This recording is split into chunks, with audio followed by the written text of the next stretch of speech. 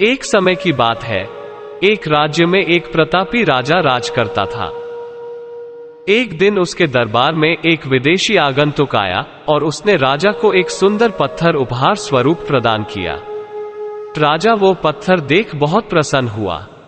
उसने उस पत्थर से भगवान विष्णु की प्रतिमा का निर्माण कर उसे राज्य के मंदिर में स्थापित करने का निर्णय लिया और प्रतिमा निर्माण का कार्य राज्य के महामंत्री को सौंप दिया।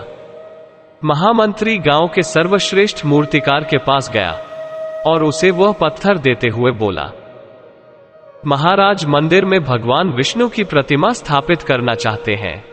7 दिवस के भीतर इस पत्थर से भगवान विष्णु की प्रतिमा तैयार करके इसे राजमहल पहुंचा देना। इसके लिए तुम्हें 50 स्वर्ण मुद्राएं दी जाएंगी। 50 स्वर्ण मुद्राओं की बात सुनकर मूर्तिकार खुश हो गया और महामंत्री के जाने के बाद प्रतिमा का निर्माण कार्य प्रारंभ करने के उद्देश्य से उसने अपने औजार निकाल लिए। अपने औजारों में से उसने एक हथौड़ा लिया और पत्थर तोड़ने के लिए उस पर हथौड़े से वार करने लगा, किंतु पत्थर जस का तस रहा। मूर्तिकार ने हथौड़े के कई वार पत्थर पर किए, किंतु पत्थर नहीं टूटा। 50 बार प्रयास करने के उपरांत मूर्तिकार ने अंतिम बार प्रयास करने के उद्देश्य से हथौड़ा उठाया, किंतु यह सोचकर हथौड़े पर प्रहार करने के पूर्व ही उसने हाथ खींच लिया कि जब 50 बार वार करने से पत्थर नहीं टूटा तो अब क्या टूटेगा।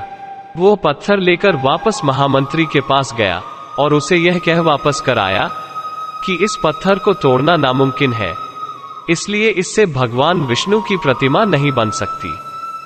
महामंत्री को राजा का आदेश हर स्थिति में पूर्ण करना था, इसलिए उसने भगवान विष्णु की प्रतिमा निर्मित करने का कार्य गांव के एक साधारण से मूर्तिकार को सौंप दिया।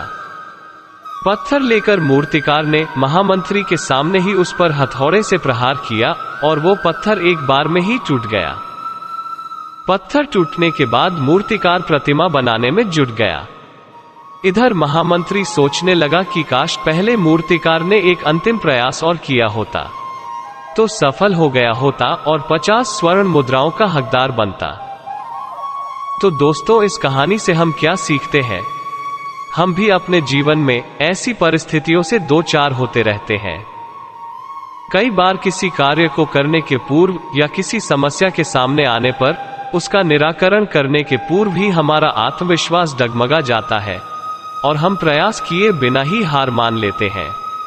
कई बार हम 1-2 प्रयास में असफलता मिलने पर आगे प्रयास करना छोड़ देते हैं, जबकि हो सकता है कि कुछ प्रयास और करने पर कार्य पूर्ण हो जाता या समस्या का समाधान हो जाता।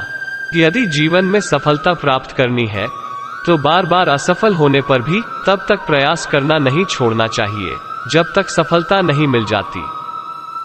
क्या पता जिस प्रयास को करने के पूर्व हम हाथ खींच ले वही हमारा अंतिम प्रयास हो और उसमें हमें कामयाबी प्राप्त हो जाए। आशा करता हूं आपको ये कहानी पसंद आई होगी। अगर हाँ तो इस चैनल को सब्सक्राइब करें और अपने मित्र और परिजनों के साथ शेयर करें। धन्यवाद।